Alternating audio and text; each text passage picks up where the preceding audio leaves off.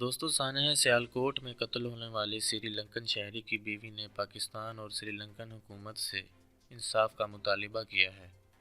ان کا کہنا ہے کہ میرا شوہر ایک شریف آدمی تھا، اس کے ساتھ کیا جانے والا یہ عمل ایک غیر انسانی عمل ہے۔ دوستو مزید تفصیلات یہ ہے کہ قتل ہونے والے کے دو بیٹے ہیں جن کی عمر 9 اور 14 سال ہے، اور مزید یہ کہ اس سری لنکن شہری نے اسی دن صبح 10:28 پر دیوار پر لگے ہوئے چند مذہبی پوسٹر اتار دیے تھے، جس کی وجہ سے تنازع شروع ہوا۔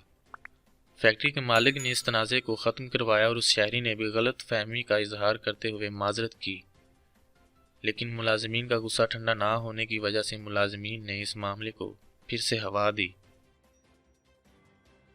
مزید یہ کہ مشتعل افراد نے مینیجر کو فیکٹری کے اندر ہی قتل کر دیا تھا۔ پنجاب پولیس کی طرف سے 128 گرفتاریاں ہو چکی ہیں اور مزید گرفتاریاں جاری ہیں، جن کے لیے 10 ٹیمیں تشکیل دی گئی ہیں۔ پولیس نے 160 سی سی ٹی وی کیمراز کی ریکارڈنگ حاصل کر لی ہے۔ مزید تفصیلات کے لیے ہمارے ساتھ جڑے رہیے۔